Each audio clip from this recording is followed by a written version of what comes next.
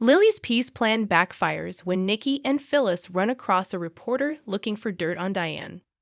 On this episode of The Young and the Restless, Kyle's romantic plans go awry, Diane and Jack go out to dinner, and Phyllis and Nikki have a meeting with Talia Morgan. In the rooftop bar, Kyle asks that he and Summer put their mothers out of their minds tonight so that he can surprise her. As his wife covers her eyes, Kyle ushers her to a romantic dinner for two complete with a bouquet of flowers, two Negronis, and a plate of bruschetta. The memory of Summer's favorite Milan rooftop bar comes to mind. As far as Kyle is concerned, the scenery is just as stunning as ever. They raise a glass of Italian wine and toast to their love. Jack is taken aback to find Diane in the Jabot lobby after hours. She asks how much longer he'll be there because she wants to say goodnight. The dinner meeting Jack had scheduled got called off. Diane proposes they eat at Society because she knows he's wanting their meal. She needs his guidance in her professional life so that she can show her worth to their son. Jack nods and says dinner it is. Diane cracks a grin. When they arrive at the Newman property, Phyllis thinks they're the only guests. A frustrated Nikki yells, "Let's get to it." Phyllis looks at her and expresses appreciation for the kind reception. Nikki sighs. There's a lot going through her head right now. Phyllis understands the connection to Ashland. Nikki is curious as to whether or not she has been successful in her efforts to undermine Diane at the office. It was her first day, Phyllis points out. She wants Diane gone more than anyone, but getting rid of her will need tact and patience. That's why she had to point out to Nikki that she's not helping their cause at all. Nikki points at herself and says, "There's your error." If Nikki is going rogue, Phyllis wants to know. She isn't. But tonight she'll be talking to a lad journalist seeking for a scoop. That describes Diane perfectly. Phyllis is interested in learning more and can provide support in the background. It's not just the reporter that she'd like to talk to. As Elena enters Chancellor Winters, she runs into Devin in the foyer. He informs her that Nate is not present, but invites her to join the team anyhow. After a moment, Elena gives a slight nod. Noticing that he isn't overjoyed, Devin inquires as to the cause. Elena maintains that she is appreciative of the chance, but she is having trouble adjusting to the reality of Nate's job there. To be really frank, I worry that we're growing apart. Obviously, Devin feels terrible. He unquestionably grasps her meaning. Elena thinks he's talking about their own problems with Nate. In spite of their professional differences, Devin insists that his family-like feelings for Nate will remain unaffected. They can always have a conversation, he tells Elena. I love you like family too. It's great that we're still close. This is how Elena feels as well. Devin hopes that the stress at work won't seep into her relationship with Nate. Elena pledges to give it her absolute best effort. Nate, who is waiting for Lily on the terrace of Crimson Lights, seems to have concluded that Lily has already communicated with Devin. She has, which is why she deemed it necessary for them to meet somewhere other than the workplace to discuss the matter. Lily is not casting blame on anyone because she anticipated the difficulty of the transition period. She really wants to hear his side of the story. Nate is curious as to whether or not he is talking to his cousin or the CEO. How candid can I be with you? It's important to Lily that he be genuine. Nate claims to Lily that Devin falsely believes he needs more instruction and does not accept his authority. He's been on his own so long that he no longer knows how to work with others. Lily doesn't feel that way towards her sibling. To Nate, things are different now that they are on equal footing. Nate responds, inflexibility and frankly, ego, when Lily presses him for an explanation. When it comes to ideas, Devin only wants to hear his own. While he has made some errors, his overall efforts have been beneficial to the growth of the business. Devin is always impeding his progress when they have so many opportunities to seize.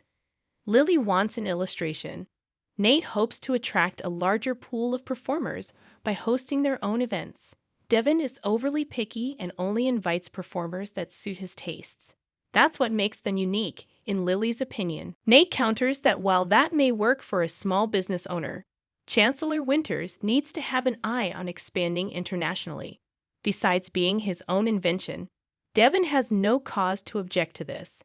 Despite his denials, it appears to be directed at me personally. Lily appreciates Nate's candor and agrees with his suggestions. She doesn't attribute all of the stress to Devin. Nate is at a loss to understand where he went wrong with Devin. Because she is paying attention, he thinks they can finally get back on their feet. What should we do now? Lily and Devin will work out the next move. Kyle and Summer have a drink on the rooftop bar while they talk about what goes into their beverages. Summer is preoccupied, so he offers they go home and change into their swimwear. What's wrong with that picture? As Kyle turns around, he observes Phyllis and Nikki having a conversation. Summer is baffled and wonders how that could possibly make sense. A problem exists. It's not any of their business, Kyle tells Summer, and tonight is meant to be all about them. She looks at the table again and apologies. Reporter Talia Morgan, played by the Talk's Natalie Morales, stops by Nikki and Phyllis's table to tell Phyllis that she's been included in the story. Nikki says that Talia had initially contacted her to tell her about Ashlyn's passing, but after hearing about Diane's remarkable recovery, Nikki knew the story would be perfect for her publication. Before they leave for society, Jack provides Diane advice on how to handle office politics and encourages her to go with her intuition. After meeting with Maria, who is clearly an expert in her field, Diane says she felt like a complete amateur. Jack claims that Kyle is the one who recruited her because he can spot ability. That you're his mom isn't the only reason he hired you. He lists all of her successes, and she expresses her gratitude for his belief in her. Another thing Diane needs to get off her chest is that she's been worried and scared about her future in Geno City.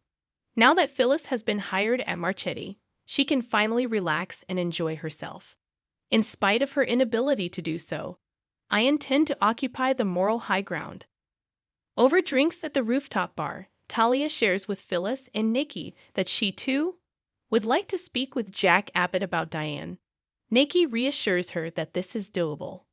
Nikki reveals that she's had people looking into Diane's time in LA, but so far they've turned up nothing. Phyllis explains how Diane texted Jack to meet up with her, but Nikki dismisses this, saying that she only wanted to make Jack happy by reconnecting him with his grandchild. Phyllis is of the opinion that they ought to wait for the journalist to decide whether or not to pursue the matter. She reassures Talia that they have unrestricted access to this woman and can provide any assistance necessary with this probe. Nate meets up with Elena at Crimson Lights and inquires as to whether or not she plans to remain at the establishment. There's no need to leave the coffee shop, she argues. She's not even hungry. Nate tells her he met Lily there so they wouldn't have to deal with Devin, and they both sat down. He believes that things are turning around for the better. Nate believes Lily would back him up when it comes to his feelings for Devin because he feels heard by her. Elena is confused as to how that solves his problems with Devin. Nate says that if Lily supports him, Devin will have to stop dismissing his ideas so quickly. Elena seems sad. Nate, assuming that she would find this encouraging, then wonders aloud what he is lacking. In conversation with Devin at Chancellor Winters, Lily reveals that she has an idea she would want to bounce off of him. She thinks they should change their approach to music festivals by putting on their own and maybe recruiting more musicians. Devin believes it would be fantastic if they could pull it off and wants to hold a meeting about it. Nate's suggestion, Lily tells him. Lily explains to Devin that she decided to offer Nate's proposal in the first place to test if he would react differently if it came from her rather than him. Lily explains that she urged her cousin Devin to open out, which irritates Devin. Devin thinks it's all really sneaky. Lily hoped he would see past any preconceived notions he may have had about Nate. Devin tells her she shouldn't get involved because he and Nate are only talking. Lily sighs as he leaves. Diane surprises Jack at society by claiming that she can relate to Phyllis, telling him that she won't let the situation bother her. To her, her return was an unwanted intrusion into her life. She is afraid of me, and she doesn't fit in here. From Jack's perspective, that pretty well says it all. Diane is impressed by how peacefully the two of them are sharing a dinner together. Jack warns her about rubbing it on her face. Diane has no intention of stealing anything from Phyllis. In fact, she poses no danger to her friendships with Summer and Harrison, and Jack may even decide to give her another chance. When Jack protests, Diane says she's sorry. Diane fervently wishes for Phyllis's continued progress. Jack admires her openness, wisdom, and unique viewpoint. Diane shifts the conversation to the sweet finish. Talia departs the rooftop bar as Summer observes, but she is distracted by Nikki and Phyllis' kiss. In order to find out, she needs to investigate. When Kyle orders her to leave, she obeys. Summer comes along to meet her mother and grandmother and is curious about their new acquaintance. Nikki quickly reveals that she is a journalist who has come to Ashland to write about the city before leaving. Summer tells her mom she doesn't believe it. At Crimson Lights, Nate wants Chancellor Winters to be a better place for Elena's sake too. If Lily can mediate, he thinks the fighting will stop shortly. Elena cautions him to keep his expectations realistic around Devon, since she says he may encounter more resistance than he anticipates. She tells Nate, "Don't wait up," as she rushes off to the hospital. When Devon shows up to Crimson Lights, Nate immediately asks, "What's up?" Devon just got done meeting with Lily and asks, "Would you like to tell me what you're attempting to pull?"